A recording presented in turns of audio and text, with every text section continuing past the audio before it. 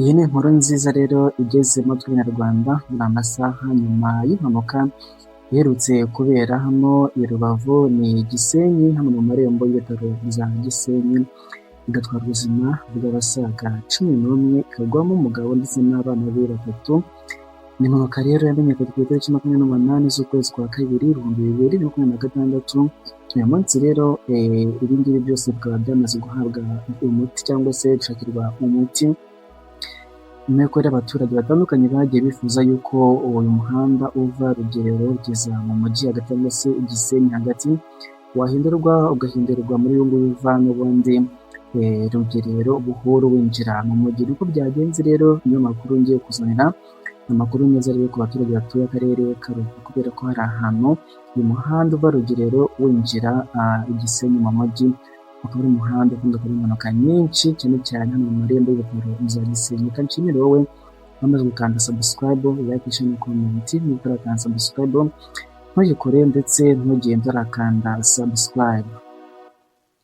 Inyuma y'impanuka iherutse kubera hano mu karere ka Rubavu mu marembo y'ibitaro bya Gisenyi cyangwa se hano mu karere ka Rubavu n'ubundi, igatwara ubuzima bw'abantu basaga 11, ikagwamo n'umugabo n'abana be batatu. Uyu muhanda rero uva Rugerero werekeza mu mujyi hagati ukaba wamaze guhindurirwa icyerekezo, dore ko imodoka ubu ngubu zizajya zinyura hano Rugerero Buhuru zinjira mu mujyi wa Gisenyi mu rwego rwo kugabanya impanuka nyinshi zibera hano mu marembo y'umujyi wa Gisenyi.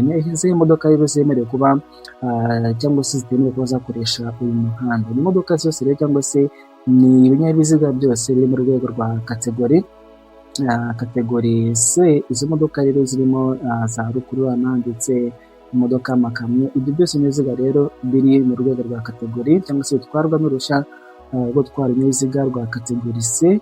Izo modoka rero ziba zinyura aha ngaha Rugerero Buhuru zinjira mu mujyi wa Gisenyi, naho rero imodoka ziva Gisenyi cyangwa se Rubavu zijya i Kigali zijya zinyura aha ngaha n'ubundi Rubavu Buhuru Rugerero zizamuka kugira ngo zishobore kuzamuka umuhanda ugana Musanze Kigali. Ni amakuru meza rero n'ubundi ageze mu matwi y'Abanyarwanda bose, dore ko abantu benshi bari biteze kureba icyo ubuyobozi buri buze gukora kuri iki kibazo cy'impanuka ariko kugenda kigaragara mu karere ka Rubavu hano hafi y'ibitaro bya Gisenyi. Mwabonye rero ko rero ubwo iyi miryango yasezererwagaho no gushyingurwa mu cyubahiro, abaturage benshi bagiye basaba yuko uyu muhanda rero wahindurirwa ibyerekezo, aho kugira ngo izi modoka ndavuga imodoka zinyura Rugerero zinjira mu mujyi wa Gisenyi zo mu rwego rwa C cyangwa se amakamyo, izi modoka zemerewe za rukururana zahindurirwa imihanda zikajya zinyura Rugerero Buhuru zinjira mu mujyi, dore ko zigeze hariya hantu kuri ubuhaname bwaho